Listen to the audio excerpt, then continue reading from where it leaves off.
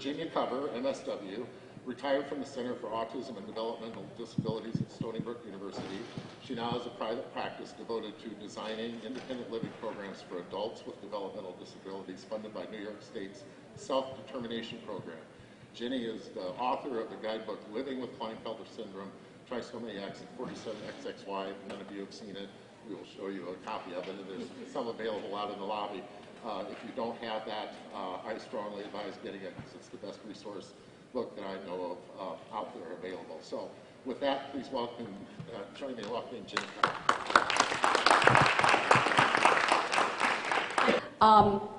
I've given this government benefit talk probably 4 or 5 times to this particular group, to Axis and to KS&A before that. As Gary said, I'm the parent of a 27-year-old. His dad is sitting over there. John was prenatally diagnosed in the pre-internet age. So it was actually, I think he was 8 before we ever met another family with a child with an extra X or Y chromosome. And at that time, we didn't really know what we were in for. We knew that there were very likely to be learning disabilities and speech delay. And in fact, he had all of those. But then in addition, sometime when he was around 1st or 2nd grade, he was also diagnosed on the autism spectrum. And so we found that we were dealing with a lot of social and behavioral difficulties. So he had really a very global developmental delay. On the other hand, he does have a normal IQ, as many kids with extra X and Y chromosomes have. And so we also dealt with a challenge in the school system of getting special services for him, because they kept saying, well, you know, he does seem to have some special needs, but he's not retarded, so there's only so much, in fact, that we can do.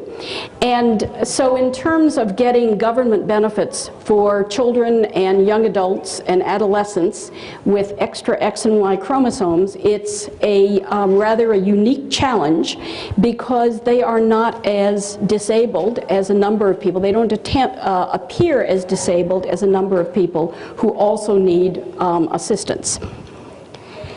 I generally give this talk to parents of children with disabilities who are in the midst of what's called transition to adulthood. And that's the point at 18 where they generally age out of school, or they age out within the next couple of years. It's the point at which they gain legal status of being responsible for themselves, for their own medical and their own financial decisions, and where essentially they're treated like an adult.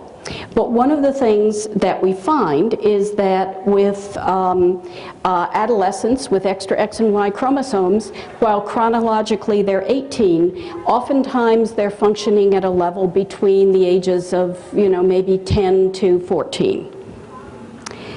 So another significant change is that parents of 18-year-olds are accustomed to the IDEA, which specified that the school district has to teach them. Once they become 18, their services are going to be governed by the Americans with Disabilities Act, unless they're still in the school system. So that's a significant change that parents have to adjust to as well. The concerns for purposes of this talk are going to be SSI and SSDI, and I can only barely introduce you to that particular system. That's supplemental security income and supplemental and Social Security disability income. They are related and they're similar, and they're both administered by the Social Security Administration, but they're really quite different programs. Then there's Medicaid, which is the medical insurance for people with limited resources as well as disabilities. Vocational rehabilitation services, which are available in every state to to adults who've had a disability, who have had an IEP in school, or who have a documented disability, and then other sorts of services for people with developmental or mental health issues. I can't go into much detail on the developmental and mental health services because they are all run separately by the states and they have separate criteria for doing that. I can only give you a general guideline of what to look for in your state. As I'd said, the special concern for individuals with extra X and Y chromosomes is that they don't necessarily have a developmental disability which is continuing, but they frequently have a developmental delay, which is that their chronological their developmental age has not reached their chronological age. So when they're 22 and they may be expected to be able to work and support themselves, they're not able to do that at that point because they've got a disability. The special education system, as I'd said, often doesn't recognize the need for transition services to specially counsel parents on transition to adulthood. So many of you out there in the audience are going to miss transition planning, and you're going to be without any particular transition counseling. If your child does have any disability, you're eligible for that, and you need to ask for it from your school district. But I've found that the school districts are so overwhelmed that they will often provide transition services for children with severe disabilities, but for those with mild disabilities, they simply don't have the resources to address it, nor the understanding of how to do that. And then there are services for persons with much more severe developmental disabilities, those who actually have intellectual disabilities, and those services are frequently not appropriate for adults with X and Y chromosome variations because our population can actually work even if it's on a reduced schedule, and they're often able to travel by themselves or drive. They don't need the services for people with more severe problems. The parent role is to try to learn as much as you can about legal, financial, medical, and educational resources in your particular state, and to do some planning for a child's individual circumstances. I'd also said about the need for transition planning. Make sure it's written into your IEP or into your 504 accommodation plan. Even so, I wouldn't count on being given all the comprehensive information that you need by the school. One of the things that you need to do if you believe that your child may have a developmental delay, and you can actually do it at any time in the child's life, is that you need to be able to protect their ability to apply for and receive Medicaid and Social Security and supplemental security income. So one of the things that you may want to do is to talk with a special needs, a state planning attorney, and make sure that you've got assets for them in excess of $2,000 placed in a trust. These are called supplemental needs trusts, and they will, a supplemental needs trust will help them maintain eligibility for both SSI and Medicaid, because it will be an asset that you can use to help them with educational or medical costs, but it won't be considered an asset that would disqualify them for Medicaid or for SSI. It's also a means of being able to retain parental control over the use of funds if there's immaturity, and immaturity, is, as we know, affects a substantial portion of these people. If you do set up a supplemental needs trust, don't have your sister-in-law, the attorney, write it up. Make sure that it's done by an attorney who is well-versed in your state's disability law. so that it qualifies as a supplemental needs trust. If you're using an estate attorney, they should also change your family will, any of your insurance policies or other documents, because the one thing that you want to make sure of is that if someone in your family, for instance, dies and leaves your child an inheritance, it won't disqualify them for receiving government funds. So you need to tell everybody in the family who may be leaving funds to your child that they need to leave it to the trust rather than to the child itself. I always tell parents that they should try to set up the trust by age 15, but if their child is 18 or if they are 22 or if they're 25, even in their 30s, you can set up a trust for their assets. I won't go into whether it's a first-party trust or third-party trust. That is what an attorney familiar with your own state's regulations is going to have to do. Another thing that it's important to do at sort of any stage in your life, but particularly when you know that you're going to need some sort of supportive services, at least temporarily while the child's a young adult, is to try to maintain very comprehensive medical and educational documentation of the genetic diagnosis, learning disabilities, and ability to function in school, and any medical and psychiatric conditions. Try to organize it into a file or a notebook, because the more documentation that you have when you are applying for special services, whether they are services for people with developmental disabilities or mental health services, and especially when you're applying for things like Medicaid or for SSI or SSDI, you want to have very, very good files that specifically point out what the disability is. The Medicaid offices in the state and the Social Security Administration are not familiar with X and Y chromosome variations. They will probably know it, but it's not what's called a listed disability.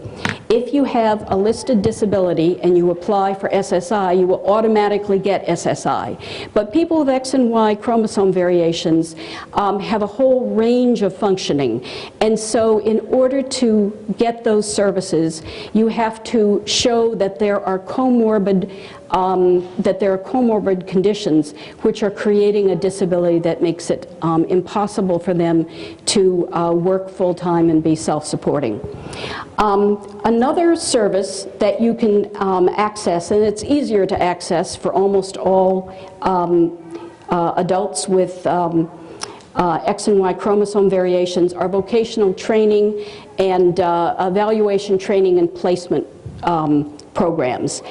One of the things that you want to do in high school is to try to get vocational training written into their program, even if they're doing a college prep curriculum, because the best predictor of whether or not they're going to be able to work as an adult is whether or not they have successfully worked prior to age 18. And I say here it doesn't matter what they do as long as they have a working experience. And that's because generally what's important in the workplace in order to maintain your job are the workplace behaviors and appropriate social behaviors that allow you to get along with your supervisor and your coworkers and to maintain the position. It's not a good thing for a child to say not work at all until the age of 23 and then try to take an entry-level job, because they're not going to have the behaviors that someone expects of a 23-year-old. Vocational training and placement benefits are generally funded by education funds. It's a combination of state and federal funds. All states have these services, and you can look up services in your state either through vocational rehab, or you can go to the independent living Center website and look up all of the offices within your own state. Then choose the one that is closest to you geographically and get to know those people. They have an enormous amount of information. They can help you with applications for government benefits. They can hook you into vocational training and placement. They will also have information on housing programs such as Section 8 vouchers or subsidized housing, and it's an enormous resource for helping you with transition to adulthood. At age 18, one of the things that you'll have to determine is whether or not you think you want to apply for SSI or SSDI. You don't decide whether you're going to take SSI, which is Supplemental Security Income, or SSDI, which is Social Security Disability Income. Actually, the Social Security Administration will decide for you, and it will depend on whether or not you've already applied for Social Security retirement income or disability income. I'm not going to get into the technicality, but they can provide some income support for someone who is delayed, who's delayed in terms of developmental functioning while they acquire the education and the skills to be able to become self-supporting. An SSI determination of disabilities in most states is also going to make that person automatically eligible for Medicaid and often for food stamps assistance. The income support and eligibility for both Medicaid and for Medicare is based on disability. For adults who are 18 and over, the eligibility is based on the individual's and not the family's earnings and assets. So if your family has applied for SSI before the child was 18 and been turned down, once the child is 18, they will not be considering your income anymore or your assets anymore in terms of determining whether that child is eligible. So that's a very, very important point, and many people don't understand that. In terms of Social Security, disability is a very technical definition. It means that you're unable to engage in what's called substantial gainful activity, and that's due to a medically documented disability. In general, any earnings over $1,090 per month in competitive employment will be considered that you're engaging in substantial gainful employment. If you're earning $800 at the time, then you're not. College students aren't necessarily excluded just because they're students, but they may be eligible if several doctors, psychologists, and others are able to document on a questionnaire that the person is not able to earn $1,090 per month due to disability. I had already said that an adult may have assets of no more than $2,000 for SSI, but there's no means testing for SSDI, for those who have a work history or for those whose parents have already filed for Social Security disability or for Social Security retirement for themselves. The application process is covered at ssa.gov, and that's actually an excellent website. If you're considering making an application, read through that website in detail. It's really very clear, and it covers just about every aspect of applying. You open a case by making a phone call to the 800 number that's on the website. You can set up an interview, and it will probably be 2 or 3 months in the future because there aren't quite enough people to do the intake interview.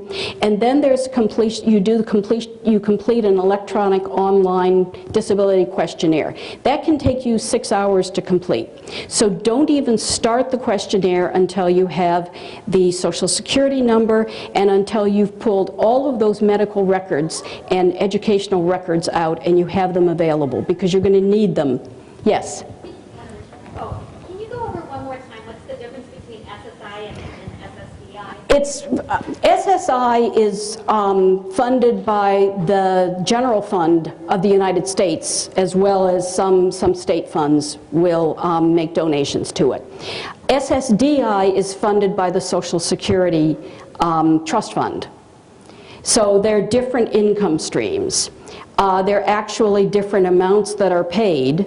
But it's the Social Security is going to tell you which one you're eligible for. And oftentimes people are getting SSI initially, and then when a parent retires, they automatically become eligible, and they file for, the parent files for Social Security, they automatically become eligible then for SSDI. You had it. The question that I had, as far as the completion of medical documentation, when you apply for this, how current does that need to be? Actually, it really isn't worth applying for someone with X or Y variation. It's really not worth applying for SSI or SSDI unless you have a very detailed neuropsychological that's done within the last, say, 18 months. Because when that testing, all the documentation, and the questionnaires that the psychologists and psychiatrists and endocrinologists have to fill out, when that goes to the examiner, it really has to hit the examiner over the head with the fact that because this person has a medically documented disability, and that there are specific reasons why they are unable to work and earn $1,090 a month. So you don't want to hand in something that's 5 or 6 years old, because they're going to say that's simply not current.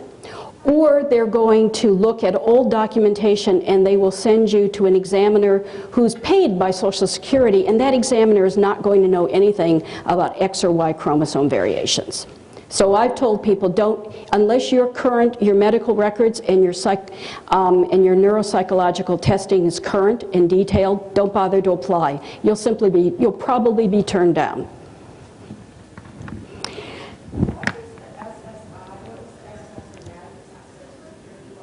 Supplemental security income. Yeah. So this electronic questionnaire that you fill out can take you 3 to 6 hours. Make sure you've got very, very good documentation for everything that you're going to talk about. The other thing is that when you fill it out, and particularly for parents of younger children, or for parents of adolescents, you always want to put that person in the best light. But what you need to do, because you're asking for support, is you need to fill out this application about your adolescent or young adult child on his worst day. And if you're an adult and you're filling out this information for yourself, then you have to say, what's been the worst day in the past year, and how did I function? Yes?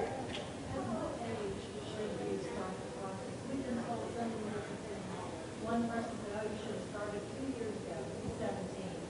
Another said, you can't start until about a month after your 18th. You can't, well, I've been told you can start the month before. I generally tell people, go ahead and do this on their 18th birthday, because I've had people been turned down because they called SSA.gov and opened his case three weeks before he turned 18. So I'm not really sure. Sometimes I think it depends on the disability determination is done by the particular state, and New York State determines when they'll start a case differently from Missouri. But 18 is when you can safely start one of these cases. So anyway, don't try to paint a very good picture of the way that your child functions, because you're saying essentially that he or she is not going to be able to engage in substantial gainful employment. So then don't turn around and try to convince the Social Security examiners that he or she is very competent. One of the things that you'll be that you will be asked for, or is essentially every physician and school that they've gone to, including psychologists. So make sure that you have their current addresses, and then those physicians and psychologists and educators are going to be mailed detailed questionnaires about how the young adult functions.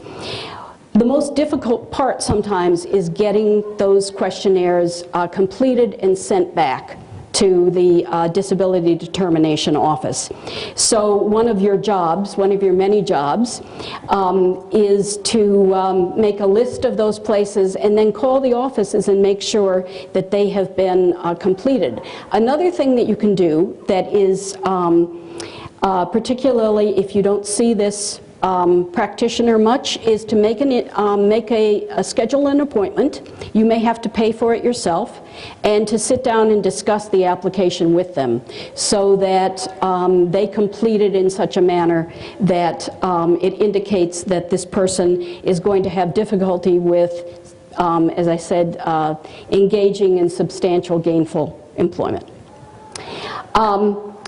I'd said before that the X and Y chromosome variations are not listed impairments. And so what you have to do is to make sure that the documentation shows that the impact of their comorbid condition is equal to the requirements of a listed impairment. And they can be physical, developmental, or psychiatric impairments. Also, learning disabilities. I'm giving some of the disabilities that can be qualifying. So you essentially want to list any disability, even if it isn't related directly to an X or Y chromosome variation, such as asthma. It takes 4 to 6 months for a determination of disability. 75% of applications are rejected on the first round, but you can substantially reduce that if you use a good advocate or an attorney to help with the application. Social Security also limits the fee that can be charged by that advocate or that attorney, and it's generally about $750. It's well worth it, particularly when you're dealing with people with X and Y chromosome variations, where there's real scatter in their abilities and where there is such a range of functioning. One of the things that I tell people is that if you're rejected, file an appeal within 90 days, because then the eligibility date is the date at which you opened the original case. And if you're successful on appeal, benefits will go back to that eligibility date. If you just refile all over again, then your benefits will be retroactive only to the date when you opened the second case. Yes? Yeah. And they said to us, go ahead and you file it at the beginning. When it's rejected, you come back to us. And it was they told us it was like a percentage or whatever. I mean, it's like thousands of dollars. What? Yeah, and I'm seeing it going, I don't know. Well, actually, it's different. If what happens is that if you use an attorney for an appeal, then that attorney, I believe, will take something like 30, and you're successful, that attorney will take 30% approximately of the back benefits. Yeah. So that's also set by Social Security. So, I mean, it is thousands of dollars, but if they successfully get you benefits, I think the problem is they're probably telling you that if you pay $750 to an advocate to help you with your application and you're rejected, the advocate then has to do the appeal with no additional compensation. So maybe find a different law firm.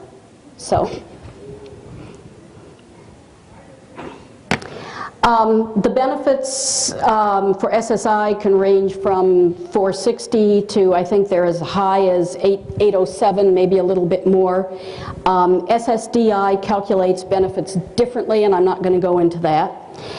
There is an income incentive, but we have a specialist here from Marilyn's office, and he's going to talk about the work incentive program. So I'm not going to cover any of that. One of the things that a number of parents have said, can you hear anything? Are you getting, okay, one of the things that parents have said is that they're afraid of applying for SSI because they say once the child's on SSI, they have no incentive to work. That's not true. And so we will learn about that in a few minutes. This is just briefly on SSDI. As I said, once the parents receive Social Security retirement or disability benefits, any child who had a disabling condition before the age of 22 may be eligible for SSDI as long as they meet the disability requirement. It's the same application process as SSI. Yes? Yes. No, they do not. No. But a lot of children will receive both SSI and SSDI, and there still is a means, there still is an asset limitation for SSI. But anybody who's on SSDI, yes. they not have a means. They will not unless they're also dependent on Medicaid for what are called Medicaid Waiver Services. But in general, SSDI takes you out of that asset limitation. Yeah. If your child, like we're in the process of a child going through college, Yes. is it recommended for us to go ahead and do the SSI? I mean, I'm not thinking a 4-year program. I'm thinking it's probably going to be 8 years before he can complete it, if he can complete it. Mm-hmm.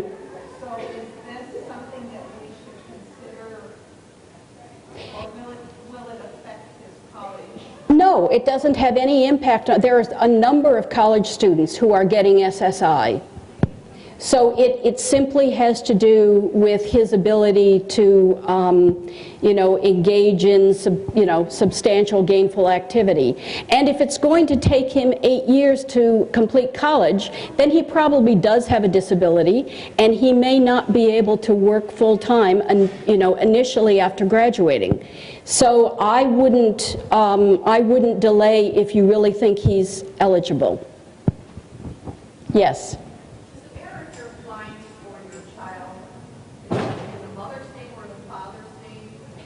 You don't apply for an 18-year-old, you would apply in his name. I don't know anything, I really don't know, if he's a minor, that they're going to consider the parents' incomes. So, and the parents' assets. Yes. And, there are rules about if they're separated or divorced, but I don't really know those rules. Yeah. Let's see. Again, since we've got a work incentive specialist here, I'm just going to briefly say, generally, when someone with an X or Y chromosome variation has gotten SSI or SSDI, it's considered to be temporary, and so they will most likely be reviewed every 3 years to see whether they still meet the criteria. Excuse me? No. Only if they were to develop a listed disability. But no, you can't make it permanent. They're going to be, reevaluated as often as Social Security determines is necessary. Do they have to go back for the same neuropsychological testing? No, it's usually, a much shorter determination. It can be, doctor's visits, doctor's records, an interview.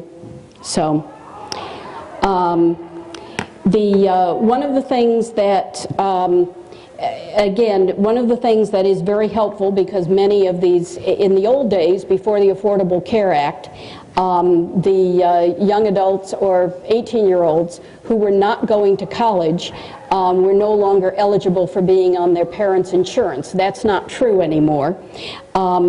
So I used to talk about Medicaid coverage, but once, once a child is over 26, they're no longer necessarily eligible to stay on their parents' insurance. So they may want to access Medicaid. And another reason that they may want Medicaid is because Medicaid waiver services pay for people with developmental and psychiatric disabilities. Each state has their own mental health and their own developmental disability services, but most of those services are what's called Medicaid waiver services, and they have to be eligible for Medicaid as well in order to get those services. Again, that eligibility is determined by state, and it's generally limited to those with pretty significant disabilities. Yes? I really don't know. I think they're not. I think they're not. So.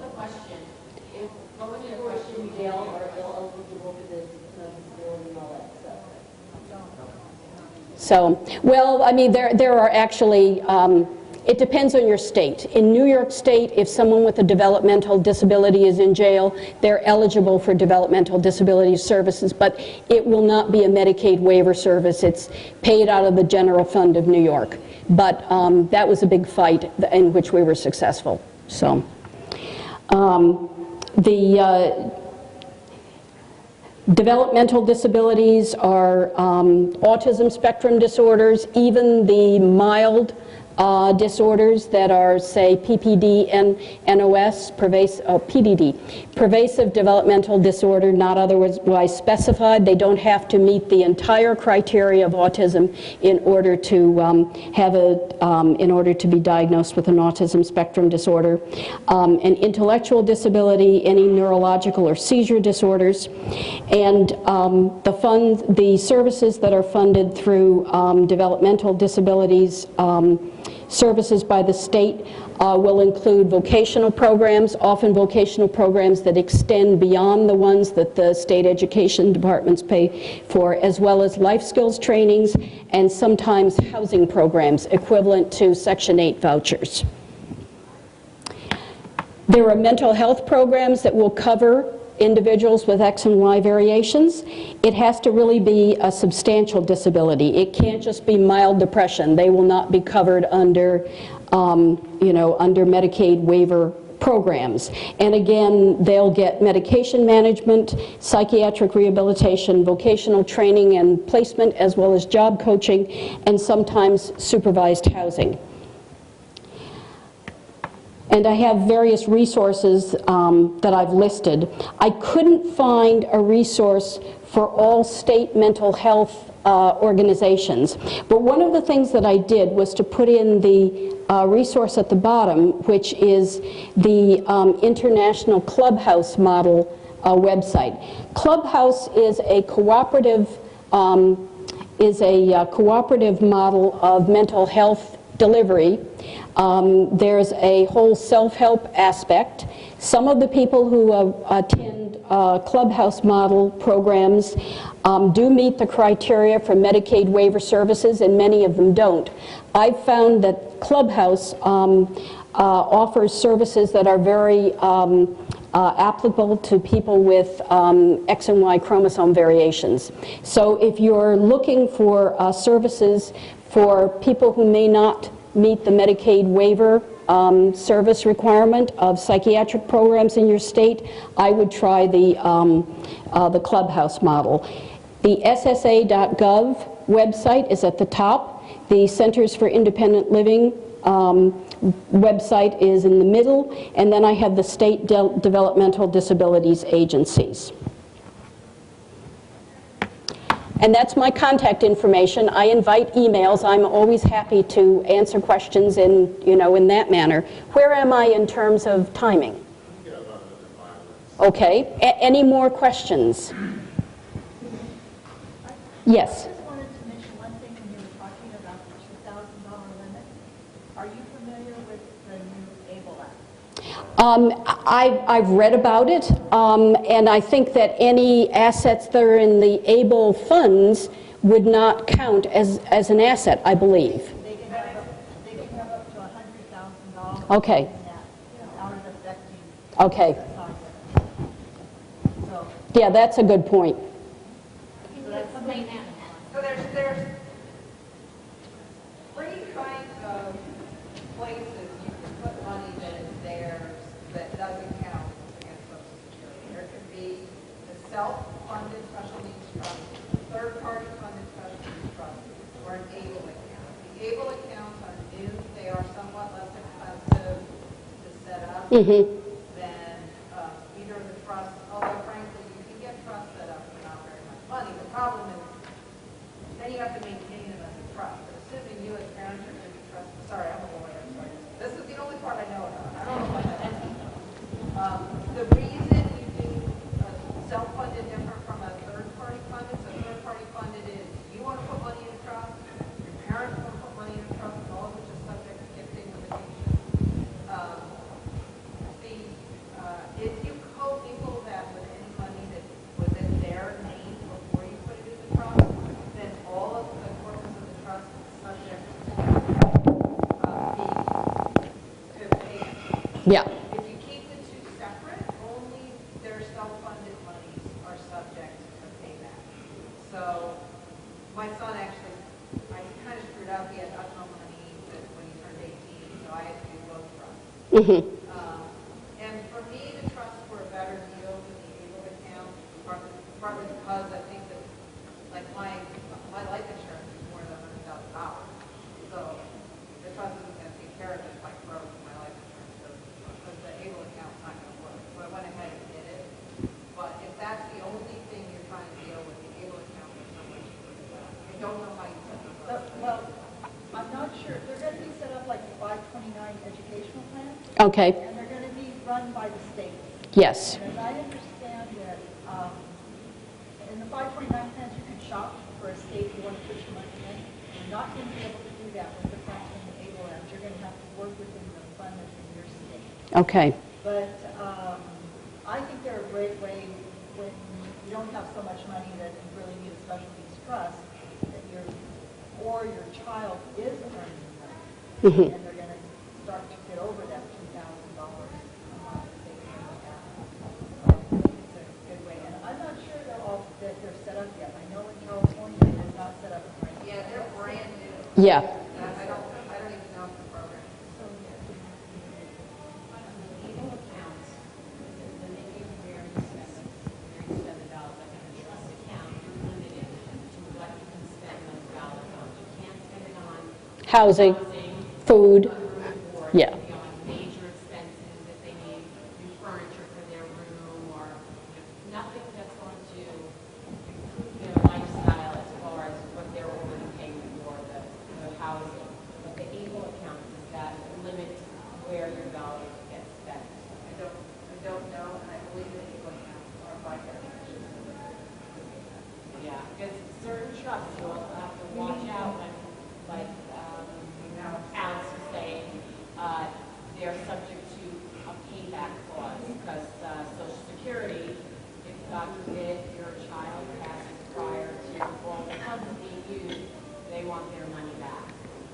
So, if it's self-funded, or if it's commingled from money that they had when they were little, unless you take it out. This is the mistake that I made, so I'm going to tell you all what happened.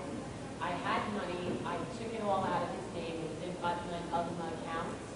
I put it in a trust that my dad set up. But when I went to Social Security, I didn't know, I didn't have to tell them about that trust fund. It had its own tax ID number, and I did tell him, and he got denied. But he got denied because I was divorced and I got child support. With 18, you're not eligible to get Social Security and child support. If you stay together with your spouse, you can get both, okay? So that's just a lesson you learn. But anywho, at 21, when I reapplied after child support was over, I was denied again because the trust that I had did not have the payback clause in it. and it wasn't set up properly. So I had to go and get a whole nother trust set up, wasted months of income, and like Ginny was saying, don't go before their 18th birthday. It doesn't, they say, oh, you came too soon, and then you have to come back and you lost a month of income. The other thing is when you go to apply, say that you're charging your child rent, because then you're going to get the maximum benefit right away. You don't, and you have to go back and adjust. So, do all the things that I learned. Unfortunately, it costs a lot of money, but hopefully that helps some of you. Okay, thanks. Okay.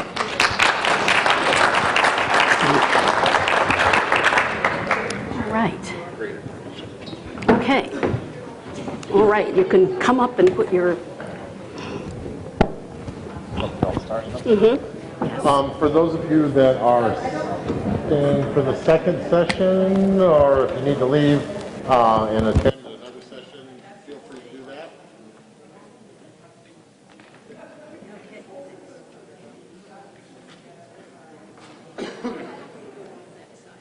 No, yeah, don't do that, Jimmy. He's the next speaker, so he'll be up next.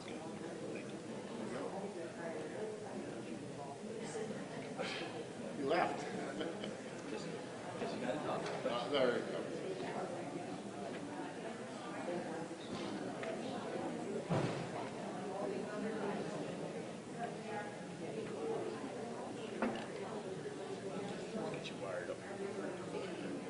Did you want me to hand those out for you?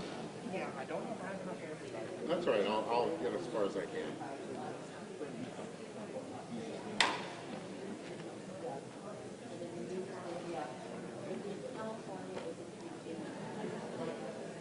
How many did you have printed?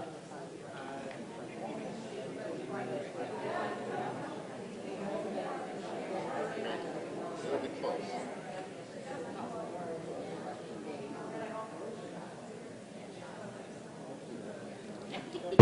We got another 10 minutes.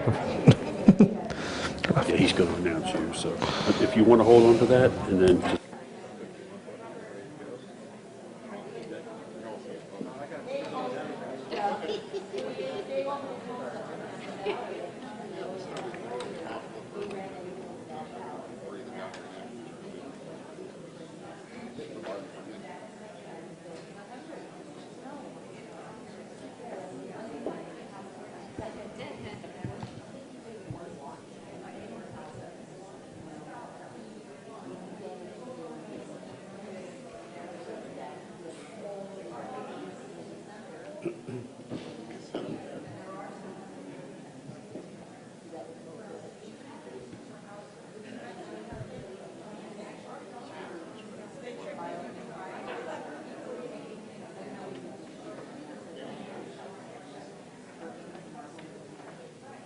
Well, we're going to go ahead and get started a few minutes early here, keep everybody else on time.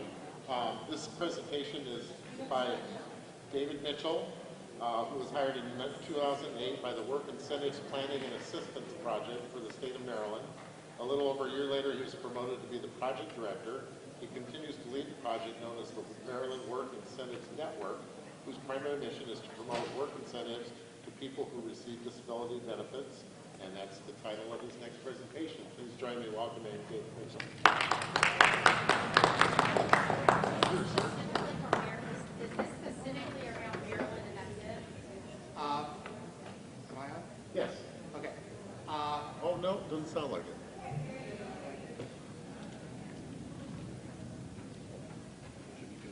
Okay, there we go. Good afternoon. Yes, my name is David Mitchell. I am the project director for the Maryland Work Incentives Network. I'm going to be talking about work incentives. Most of what I'm going to be talking about is national, is across the country. There are a few things that I'll come across that are specific to Maryland, and I'll point them out as we go along. All right. We are created and funded by Social Security. We provide free services to anybody who receives disability benefits across the state of Maryland. Now, we are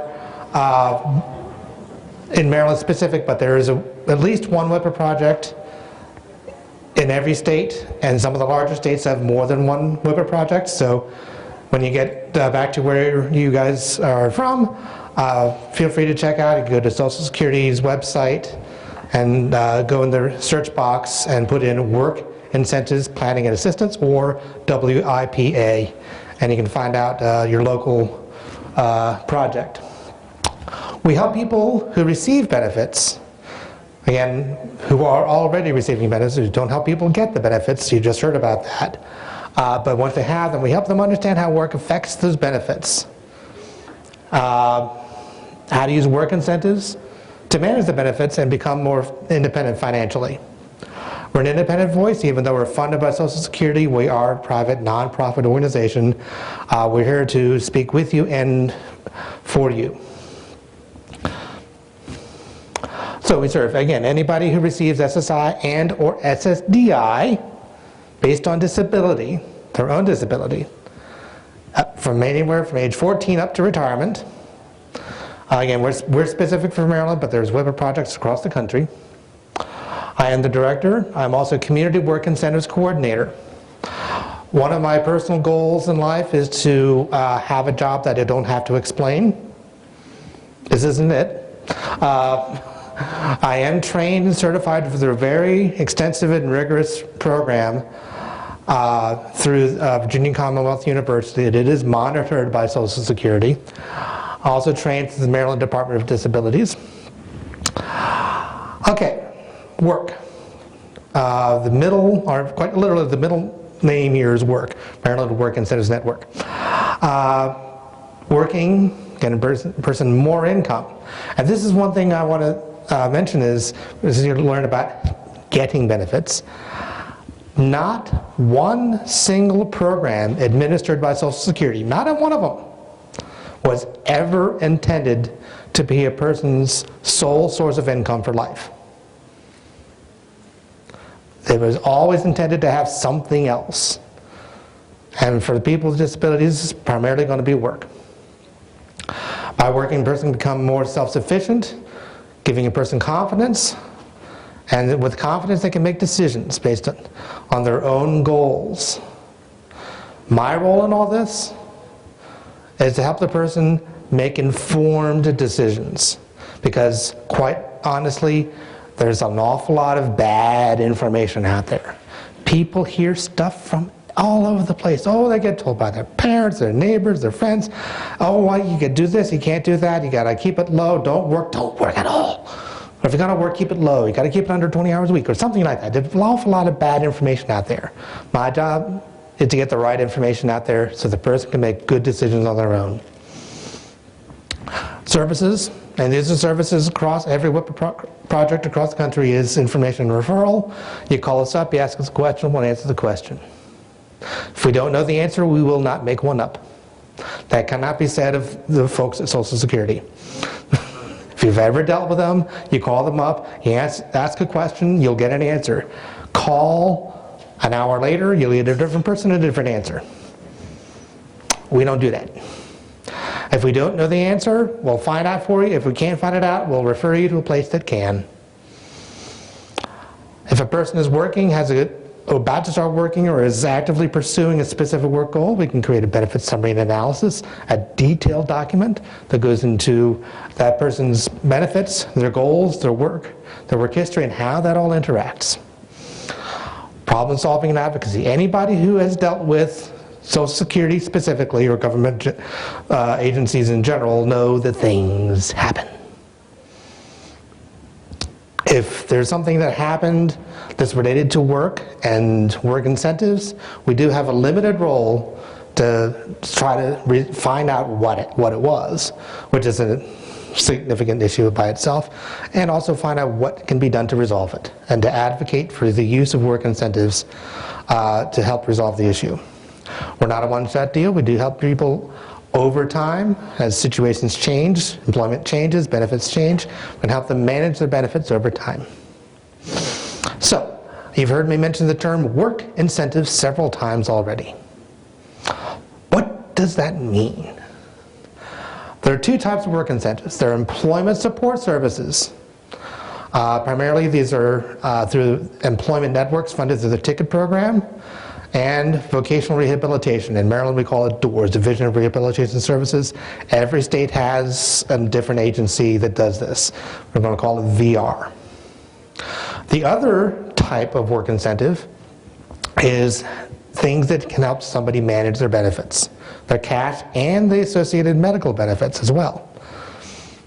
In many cases, and this is news to a lot of people, somebody who has benefits can keep some or sometimes all of their benefits while they're working if they know the rules.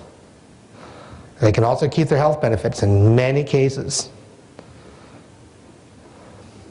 So let's start off with a little bit of time about the Ticket to Work program. Who has heard of this?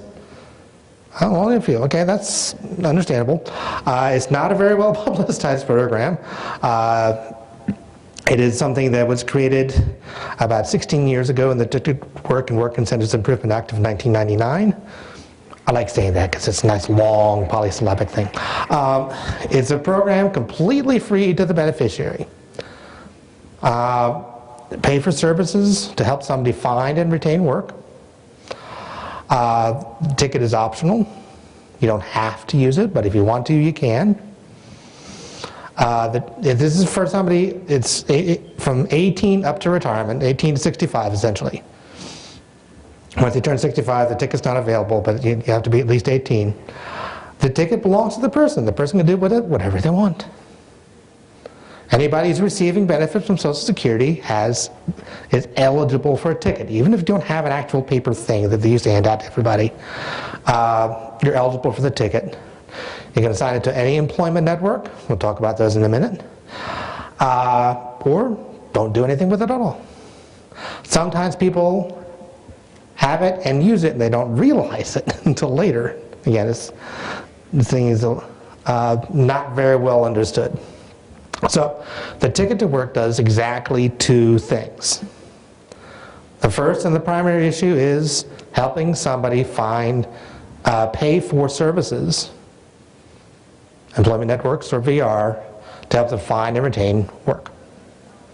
Ideally, eventually, work that will help them work off the cash benefits at some point. Also, the ticket system, if when used, can help protect somebody from medical reviews. There were some questions in the previous discussion about reviews or redeterminations. Social Security, when somebody gets benefits based on disability, Social Security say, well, how likely is it that this person will medically recover sometime in the future? That determines how frequently they do these medical reviews. If they do a medical review and they find the person has medically improved, they've gotten better, congratulations, you're better, bye, you're done. Now there are appeal process for that as well, but basically this is the process. When you first apply for benefits, they set a pretty high bar. As Ms. Cover was talking about earlier, it's a pretty high bar. They need to establish the disability. These reviews have a slightly lower bar, these medical reviews. But still, you got to make sure you haven't medically improved.